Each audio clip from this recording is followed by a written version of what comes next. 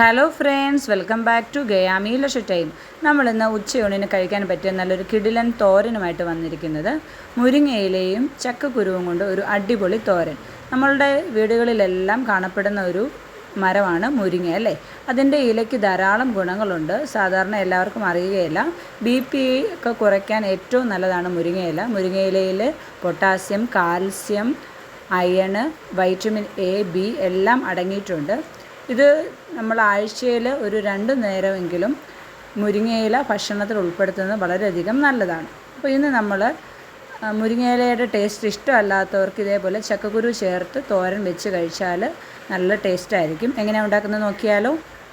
ആദ്യമേ തന്നെ മിക്സിയുടെ ജാറിലേക്ക് ഒരു 4-5 വെളുത്തുള്ളി അല്ലി എടുത്തിട്ടുണ്ട്. വലിയ വെളുത്തുള്ളി ആയതുകൊണ്ട് ഞാൻ അരിഞ്ഞിട്ടിരിക്കുകയാണ്.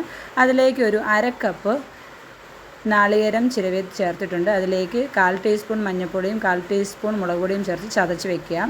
കടായിൽ വെളിച്ചെണ്ണ ഒഴിക്കുക. വെളിച്ചെണ്ണ ചൂടായി വരുമ്പോൾ നമുക്കതിലേക്ക് കടുക് ഇട്ട് കൊടുക്കാം.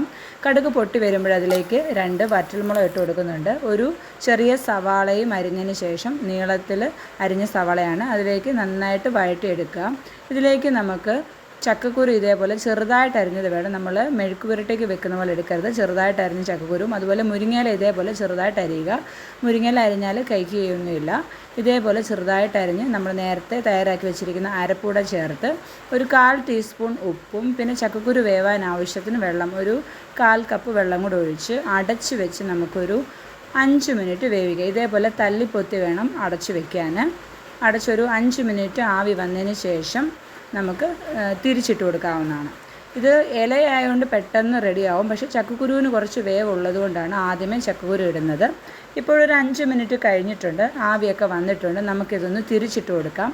നന്നായിട്ട് ഇളക്കി എല്ലാം തിരിച്ചിട്ടതിന് ശേഷം വീണ്ടും നമുക്ക് തല്ലിപ്പൊത്തി ഒരു 5 മിനിറ്റ് കൂടെ വേവിച്ചാൽ മതി. അതുകൊണ്ടാണ് ചക്കക്കുരു ഇതുപോലെ ചെറുതായിട്ട് അരിയണം എന്ന് പറയുന്നത്. അപ്പോൾ പെട്ടെന്ന് തന്നെ വെന്ത് കിട്ടും. ഒന്നുകൂടെ ഞാനൊന്ന് അടച്ചു വയ്ക്കുകയാണ്. വീണ്ടും ഒരു 5 മിനിറ്റ് വന്നിട്ടുണ്ട്. ആവിയൊക്കെ വന്നിട്ടുണ്ട്. നമ്മളുടെ തോരൻ റെഡിയാണ്. ഇത്രയേ ഉള്ളൂ. അപ്പോൾ എല്ലാ കൂട്ടുകാരും ഒന്ന് പരീക്ഷിച്ച് നോക്കൂ. നിങ്ങൾക്ക് തീർച്ചയായിട്ടും ഇഷ്ടപ്പെടും. മറ്റൊരു നല്ല റെസിപ്പിയുമായിട്ട് വീണ്ടും വരാം.